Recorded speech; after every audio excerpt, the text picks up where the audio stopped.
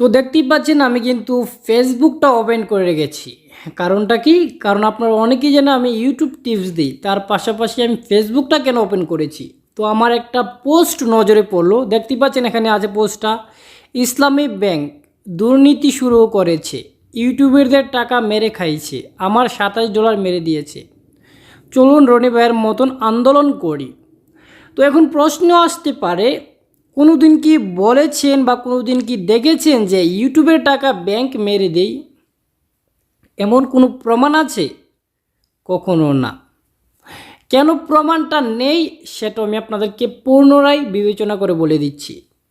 কিভাবে আমি আপনাদেরকে দেখিয়ে দিচ্ছি আমার গুগল অ্যাডসেন্সে গিয়ে।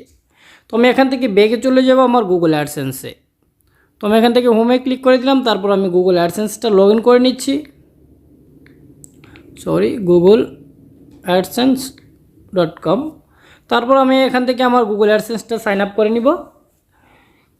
গুগল অ্যাডসেন্সটা সাইন আপ করার পর আমি আপনাদেরকে দেখিয়ে দেব যে আসলে কতটুক সত্য বা কতটুক যুক্তিসম্মত আজকের এই পোস্টটা। আসলে কি আমাদের ইসলামী ব্যাংক কি আমাদের ইউটিউবের টাকা মেরে দেয়, না সঠিক টাকায় আমাদেরকে ট্রান্সফার করে? তার জন্য আমি এখান থেকে আমাদের পেমেন্টে ক্লিক করে দেব। তো আমি পেমেন্টে ক্লিক করে দিচ্ছি। পেমেন্টে ক্লিক করার পর অবশ্যই এখানে কিন্তু আমাদের পুনরায় ডিটেলস কিন্তু এখানে চলে আসবে। তো দেখতে পাচ্ছেন আমার মাত্র $5 আর্নিং আছে। আমি কিন্তু লাস্ট পেমেন্ট পেয়েছিলাম আপনার 21শে জুন, $102 পেয়েছিলাম।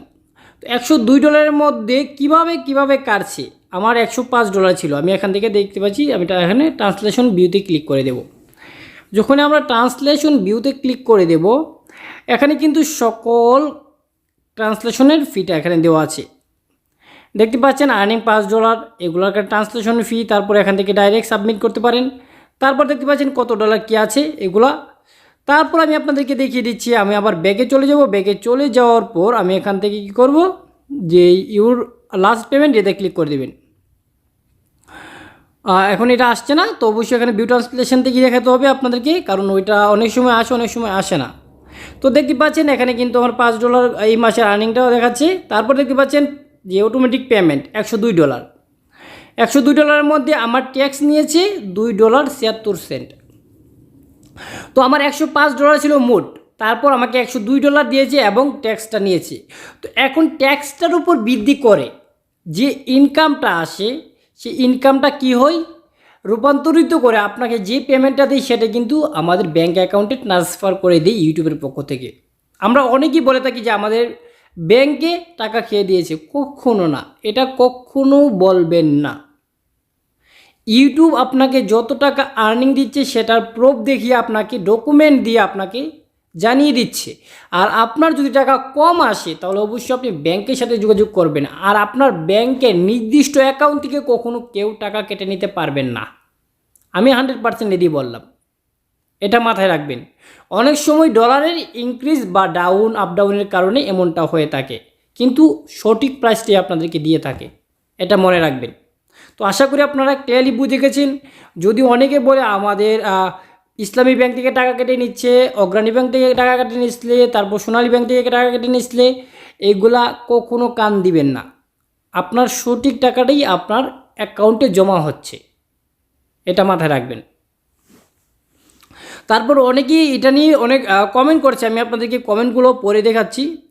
তো দেখতে পাচ্ছেন কি বলছেন, এরকম হচ্ছে, অনেকেই কথা বলছে। কি বলুন, আমি তো ইসলামী ব্যাংক অ্যাকাউন্ট খুলতে চাচ্ছিলাম, এখন কোনো ব্যাংক অ্যাকাউন্ট খুললে ভালো হবে। তো অনেকেই বিভ্রান্তিকর এই অফারগুলো দিচ্ছে, তো এগুলা দেওয়ার কোনো মানেই আসে না। তো অবশ্যই ইউটিউবকে সুন্দরভাবে সুন্দর চোখে দেখার চেষ্টা করুন এবং যে কোনো ব্যাংকে সম্মান করার চেষ্টা করুন, সেটাই কিন্তু আমাদের কর্তব্য। আর আশা করি আপনারা এমন ধরনের কোনো বিভ্রান্তিকর পোস্ট আর ফেসবুকে প্রেরণ করবেন না।